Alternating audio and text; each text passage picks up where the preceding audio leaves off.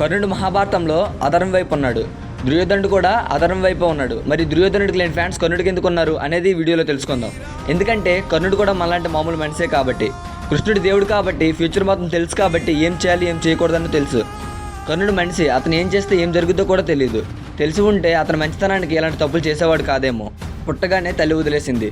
సూర్యుడు కొడుకైనా కూడా తల్లి ఎవరో తెలియక ఎన్నో అవమానాలు పడ్డాడు. స్వయంవరానికి వెళ్తే కులం తక్కువ వాడని అవమానించారు. తన ప్రమేయం లేకుండా ఎన్నో శాపాల మీద వేసుకున్నాడు. పాండవులకు పెద్దవాడుగా పుట్టినప్పటి నుండే రాజుగా బతకాల్సిన వాడు అబద్ధాలు చెప్పి పరశురాముడి దగ్గర విద్య నేర్చుకోవాల్సి వచ్చింది. అది కూడా ఒక శాపానికి దారితీసింది.